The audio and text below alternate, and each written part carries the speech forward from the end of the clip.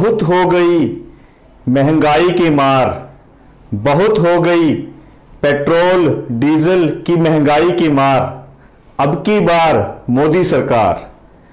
ये नारा लेकर एक पार्टी सत्ता में आई और जनता को विश्वास दिलाया कि जैसे ही वो सत्ता में आती है पेट्रोल और डीजल के भाव बहुत कम हो जाएंगे, 35 रुपए में पेट्रोल और डीजल मिलेगा।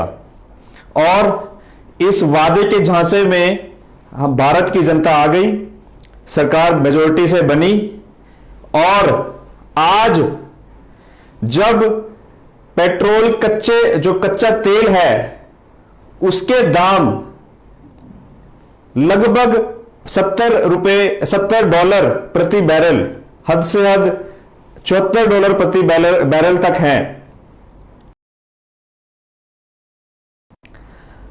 और उस समय जब वो नारा दे रहे थे उस समय $130 प्रति बैरल तक कच्चा तेल था और उस समय जो रेट था वो लगभग 50-55 रुपए लीटर था। आज कच्चे तेल का भाव इतना कम है और फिर भी पेट्रोल और डीजल का भाव लगभग डबल है। आप सबको पता है 100 रुपए प्रति लीटर पेट्रोल पहुंच चुका है देश के कई शहरों में। तो इस का विरोध भाजपा तो क्या करेगी और भाजपा के अंधभक्त तो क्या करेंगे, जो विपक्ष में बैठी पार्टियां हैं वो तक इसका विरोध नहीं कर रहे। ना कांग्रेस कर रही है, ना आम आदमी पार्टी कर रही है। कोई भी विपक्ष की पार्टी अपनी भूमिका नहीं निभा रही है, अपनी जिम्मेदारी नहीं निभा रही है।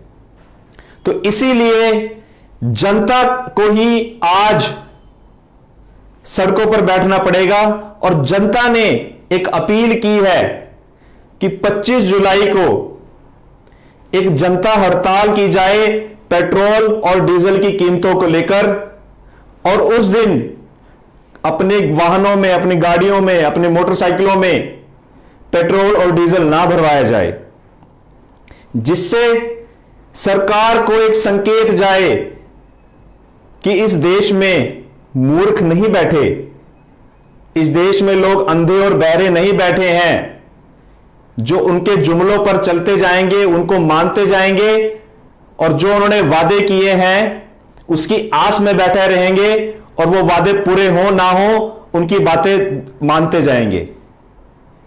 ये संदेश इस सरकार तक जाना जरूरी है और इसलिए जनता के इस आह्वान का अखिल भारतीय परिवार पार्टी पूर्णता से समर्थन करती है और हम ये प्रण लेते हैं कि 25 तारीख को अपने वाहनों में किसी भी तरह का ईंधन, पेट्रोल, डीजल नहीं डालेंगे, ताकि सरकार को एक मैसेज जाए, एक संदेश जाए कि जनता आंखें बंद करके नहीं बैठी है। इस जनता को पता है कि इससे कितना नुकसान हो रहा है, कितनी पीड़ा हो रही है। और मुझे तो मतलब हंसी आती है कि किस मुंह से आप लोग उस समय इतने बड़े बड़े वादे कर रहे थे और जब सत्ता आ गई, कच्चे तेल का दाम लगभग आधा हो गया, तब भी आपने पेट्रोल डीजल के दाम घटाने तो क्या, उतने ही तो क्या रखने, उससे 2 गुने कर दिए। मतलब शर्म नहीं आती, इतना दोगलापन लाते कहां से हो? और आप किसका नुकसान कर रहे हो? क्या आप उनका नुकसान कर रहे हो जिन्होंने आपको वोट नहीं दिया, या सचमुच में उनका नुकसान कर रहे हो जिन्होंने आपको वोट दिया? 303 सीटें हैं, मतलब मेजॉरिटी लोगों ने आपको वोट दिया इस उम्मीद में अच्छे दिन आएंगे। अच्छे दिन तो क्या आने, अच्छे बुरे के भी बुरे दिन आ गए हैं। पेट्रोल 55 रुपए से लेकर 100 रुपए हो गया, डीजल 50 से लेकर 95 रुपए हो गया और रसोई गैस 400 से लगभग 800 से भी ज्यादा रुपए हो गई। तो एक सिलेंडर का रेट लगभग डबल हो गया। और इसका नुकसान किसे हो रहा है? इसका नुकसान हो रहा है आम जनता को, आम वोटर को, आम नागरिक को। और एक तरफ तो आप कहते हो कि आप जनता के हितैषी हो, जनता के लिए ये कर रहे हो, वो कर रहे हो, मतलब एक तरफ से तो आप बॉल को छोड़ रहे हो और दूसरी तरफ से उनकी जेब में चुपके से हाथ डाल के सारा पैसा निकाल रहे हो। कैसे? सबको पता है कि महंगाई किससे बढ़ती है? सबसे ज्यादा अगर किसी चीज का हाथ महंगाई बढ़ने में है तो वो ईंधन की कीमत है, पेट्रोल डीजल की कीमत है। इससे सब चीज महंगी हो जाती है। आना जाना लोगों का महंगा हो जाता है, ट्रांसपोर्टेशन महंगी हो जाती है, सामान का कच्चे माल का आना महंगा हो जाता है और तैयार माल का जाना महंगा हो जाता है। हर चीज से प्रभाव पड़ता है, हर चीज के ऊपर प्रभाव पड़ता है पेट्रोल और डीजल की कीमतों का। खेतों में ट्रैक्टर चलते हैं, खेतों में इंजन चलते हैं जिनसे सिंचाई की जाती है और इससे फसलों की भी लागत बढ़ जाती है, हर चीज की लागत बढ़ जाती है। फैक्ट्री में हर एक सामान की लागत बढ़ जाती है और उस सामान को इस्तेमाल कौन करता है? उस सामान को इस्तेमाल करता है गरीब लोग। एक साबुन को, नमक को, तेल को कौन इस्तेमाल करता है? गरीब लोग ज्यादा हैं इस देश में, मध्यम वर्ग लोग ज्यादा हैं इस देश में। अमीर लोग कितने हैं उनको तो कुछ फर्क ही नहीं पड़ता। तो मोदी जी एक तरफ तो बड़े बड़े वादे कर रहे हैं, ये कर देंगे वो कर देंगे, और एक तरफ चोरी चुपके चुपके जनता की जेब में हाथ डालकर सारा का सारा पैसा खींच रहे हैं। अरे आपने बोला था जीएसटी आएगा तो एक देश एक टैक्स होगा, तो पेट्रोल और डीजल पर वो टैक्स अब तक क्यों नहीं है? जीएसटी के अकॉर्डिंगली हद से हद 28% मैक्सिमम टैक्स ले सकती है सरकार, और वो 28% भी उन चीजों के ऊपर ले जाता है जो लग्जरी होती हैं, जो जरूरत की चीजें होती हैं। उनके ऊपर हद से हद 5% या 12% टैक्स लिया जा सकता है, या 18% टैक्स लिया जा सकता है। 28% तो उसके ऊपर भी टैक्स नहीं लिया जा सकता। और हमारी देश की जनता इतनी भोली है, इतनी मासूम है, मैं तो कहूंगा, माफ कीजिएगा मेरे शब्दों को, इतनी मूर्ख है, इतनी बेवकूफ है कि आपके साथ सरे आम ठगी हो रही है। सरेआम आपको बेवकूफ बनाया जा रहा है और आप हाथ पे हाथ रखकर बैठे हो। कहीं पर कोई प्रदर्शन नहीं, कहीं पर कोई बात, कोई खबर नहीं। और यहां तक कि कुछ लोग तो इतने बेवकूफ हैं, इतने अंधभक्त हैं कि अगर पेट्रोल 400 भी हो जाएगा तब भी हम भरवाएंगे। इससे बड़ी मूर्खता क्या हो सकती है? आप किसी व्यक्ति विशेष के लिए यहां जी रहे हो, या अपने लिए यहां जी रहे हो, या अपने देश के लिए यहां जी रहे हो, या किसी पार्टी के लिए यहां जी रहे हो, तो शर्म तो आप लोग को आनी चाहिए कि आपको आवाज उठानी चाहिए। ये बीजेपी के नेता सड़कों पर कपड़े उतारकर नंगे बैठते थे जब पेट्रोल 1 या 2 रुपए बढ़ जाता था।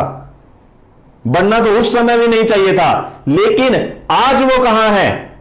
आज अपनी ही सरकार से सवाल क्यों नहीं पूछते?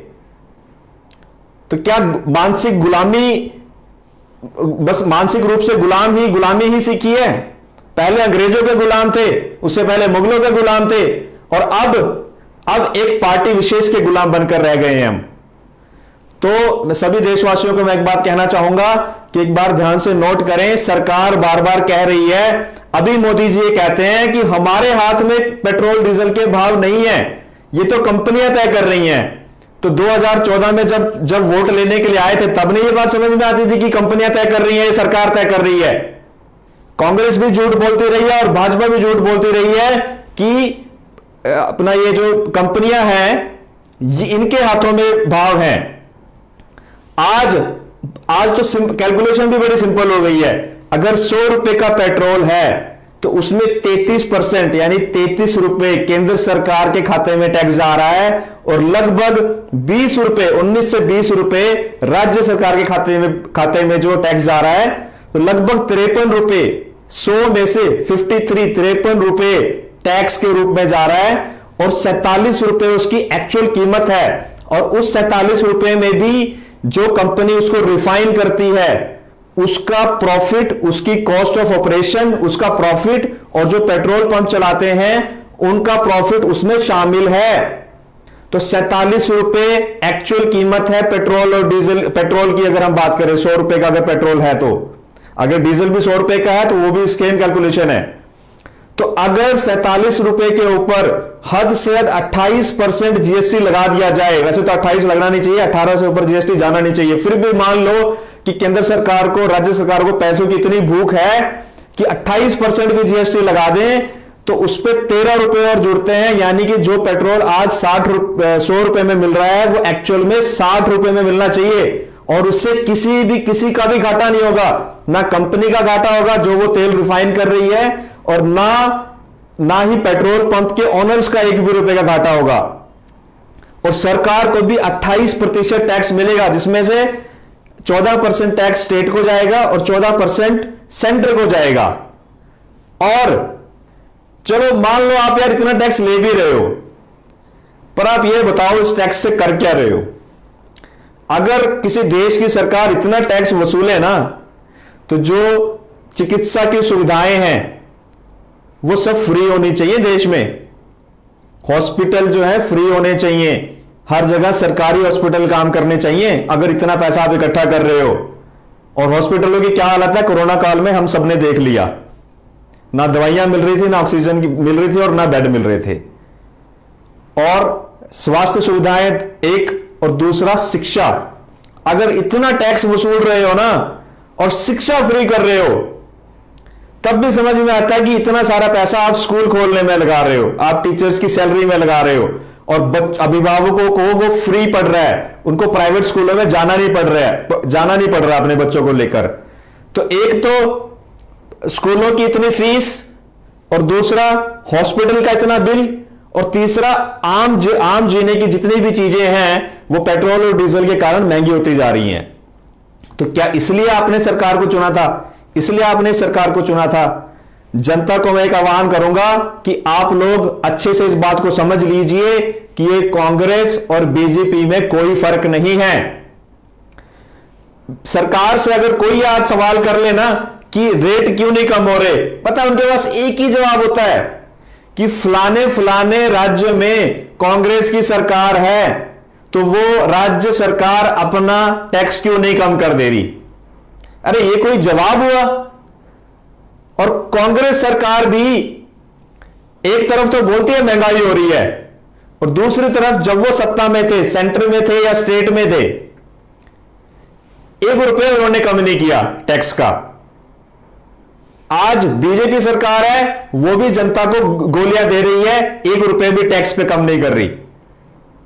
अभी सारे कैलकुलेशन से हमने समझा कि 60 रुपए का पेट्रोल डीजल जो मैक्सिमम 60 रुपए का होना चाहिए आज 100 रुपए का है, तो ये 40 रुपए कहां जा रहे हैं? अरविंद केजरीवाल अपने आप को बड़ा जनता का हितैषी बताते हैं, वहां पर भी पेट्रोल डीजल 100 के पास पहुंच गया है। तो इस सब चीजों से सिर्फ एक ही बात समझ में आती है कि ये सब मिले हुए हैं और इनका एक ही काम है कि भाई जो मुख्य सवाल है उसका जवाब नहीं देना कि रेट कम क्यों नहीं कर रहे, उल्टा सीधा तर्क दे देना है कि कांग्रेस ने कहना है बीजेपी की जो सरकारें हैं वो कम नहीं कर रही, जो बीजेपी की राज्य सरकारें हैं और केंद्र सरकार कम नहीं कर रही, बीजेपी ने कह देना कांग्रेस वाले कम नहीं कर रहे, और इन दोनों ने मिलकर कह देना आम आदमी पार्टी वाले कम नहीं कर रहे।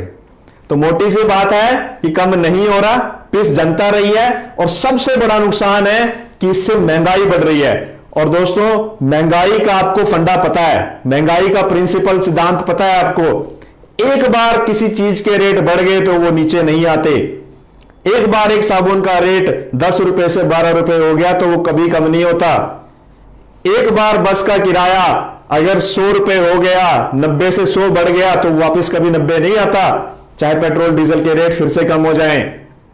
तो सरकार को देखना चाहिए कि ये जो आज का समय है, कोरोना काल में लोगों के बिजनेस धंधे बंद रहे, लोगों की नौकरियां जा रही हैं, वहां पर सपोर्ट तो क्या करना, लोगों से उल्टा ज्यादा टैक्स वसूल रहे हैं। अरे डर लगता है आज गाड़ी उठाने में और 100 किलोमीटर तक भी जाने में। जहां गाड़ी की टंकी 2000 रुपए में भर जाती थी, आज 3000 रुपए देकर भी टैंक फुल नहीं होता। तो कौन से देश बनाने की बात कर रहे हो? और अगर इतना टैक्स इकट्ठा किया है तो दिखाओ कौन से राज्यों में शिक्षा फ्री हुई है टोटल, कहां पर प्राइवेट स्कूल बंद करके पूरा का पूरा सरकारी स्कूल आपने इतने बढ़िया बना दिए हैं, कहां पर आपने सरकारी अस्पताल इतने बढ़िया बना दिए कि प्राइवेट अस्पतालों को अपने अस्पताल बंद करने पड़ रहे हैं। तो जनता का मूर्ख बनाना बंद करो, और जनता से भी आह्वान करूंगा कि हाथ जोड़कर आपसे आह्वान करूंगा कि आप भी मूर्ख बनना बंद करो और इस सरकार से सवाल पूछो।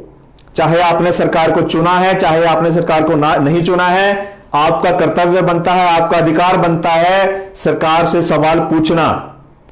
और 25 तारीख को जो वो जनता है जो अभी भी इस देश के बारे में सोच रही है, जनता के उस हिस्से ने आह्वान किया है कि 25 तारीख को हम पेट्रोल डीजल किसी भी प्रकार के ईंधन का बॉयकॉट करेंगे, ताकि सरकार को एक मैसेज जाए, एक स्ट्रांग मैसेज जाए कि सरकार कुछ भी मनमानी नहीं कर सकती। इस देश में लोग अभी भी आंखें खोल के बैठे हैं, अभी भी आंखें बंद करके नहीं बैठे हैं। तो आप सभी से अनुरोध है कि इस फैसले का, इस आह्वान का समर्थन कीजिए और एक दिन के लिए ही सही सरकार को हिला दीजिए, ताकि सरकार को पता चले कि यह देश भगत सिंह का देश है, यह देश सरदार वल्लभ भाई पटेल का देश है, सुभाष चंद्र बोस का देश है। यहां पर मनमानी नहीं चलेगी, यहां पर एक ही चीज चलेगी, वो है लोकतंत्र। धन्यवाद। जय हिंद, जय भारत।